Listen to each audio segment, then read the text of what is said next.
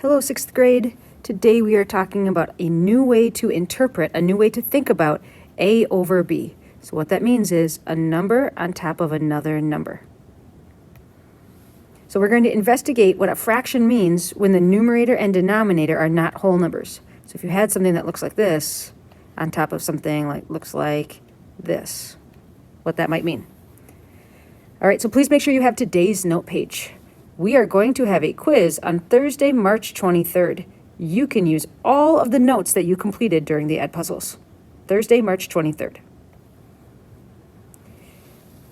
The first question says to solve the equation 35 equals 7x. So we've been doing this quite a few times. I can see that the coefficient, the number in front, is 7. So we need to take this rectangle and break it into 7. Do the best you can. 1, 2, 3, 4, 5. Move some over. I need 6 lines. 6, 7. You can see now that mine aren't equal, but I can imagine that they are equal. And then, because the 7 is in front of x, we need x's inside each part.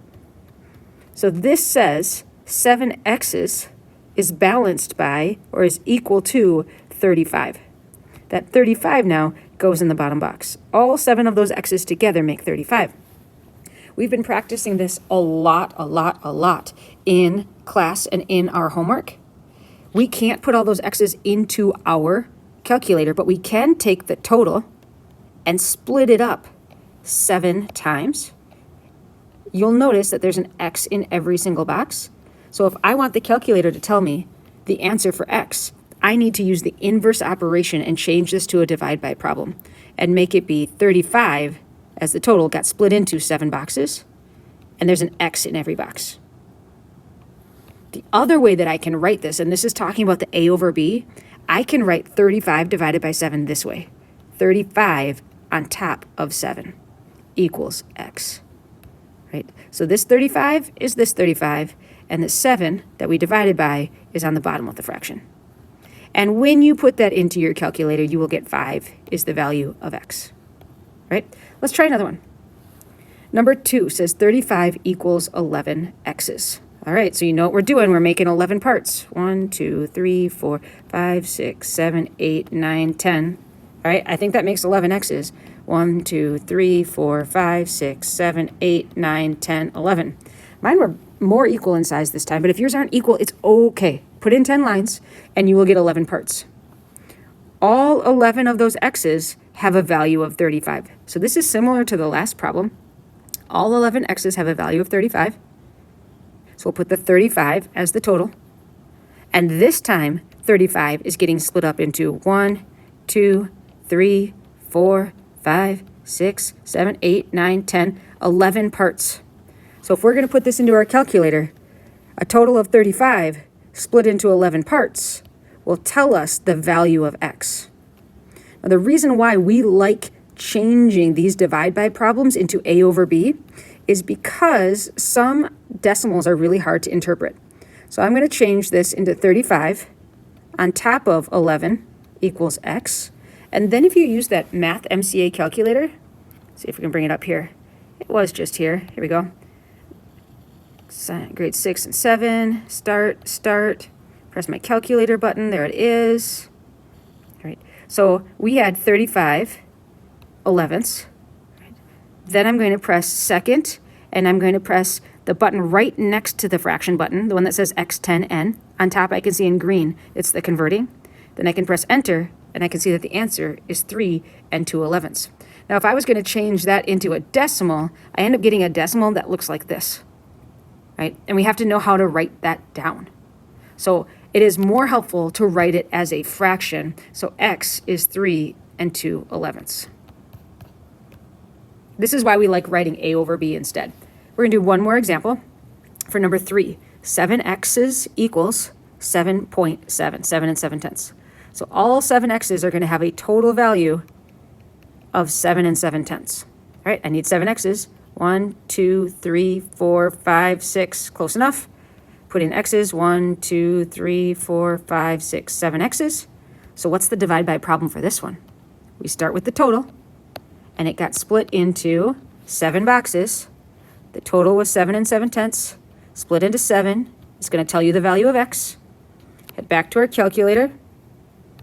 7 and 7/10 split into 7 is 1 1/10. Head back. So 1 1/10 as a decimal equals x. And because this original problem was 7.7 as a decimal, it makes sense to leave our answer as a decimal. But remember that a over b thing that I was talking about? We could write 7 and 7/10 divided by 7 as a fraction. We would use the divide by as a fraction bar. We would have 7 and 7/10 on top, split into 7, divided by 7, would look like this. This equals x. All right, we're going to take a quick pause from our notes sheet. So what you're going to see next is not on your notes sheet. The last three problems had the same look. They all had this setup, right? Where p was a number. Some number of x's had a value of something, right? So let's take a look back, right? This one was, the p would be 7 x's and the q would be 7.7. For this one, the p is 11 x's and the q would be 35. Do you see how they all have some number of x's equals a total value? We solved every problem by dividing the total by the coefficient. And this is a pattern that I've been trying to make clear to you in our homework and in our small groups. I want you to see that in the original problem, right, this could look like 3x equals 21. We solved it by taking the total, the number that was by itself, and dividing by the number of x's, right, by the coefficient. The other way that you can think about it is as a fraction, where the total is on the top and the number of parts, the number of x's, is on the bottom. So what was the meaning of AB, or A over B, that you learned in elementary school? Most of us learned it as the A is the part or the parts, and B is the whole. And what I mean by that is a picture like this. 5 is the number of parts that are colored in, and 8 is the number of parts in the whole circle.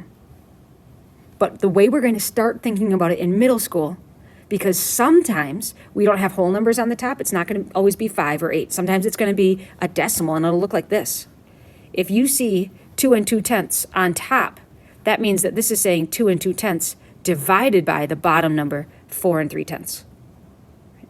We wouldn't particularly like to leave an answer like this as a fraction, right? But we need to know what it means. It just means to divide the top by the bottom, right? But what about if it's two fractions? We could write something crazy that looks like this, but it's the same idea.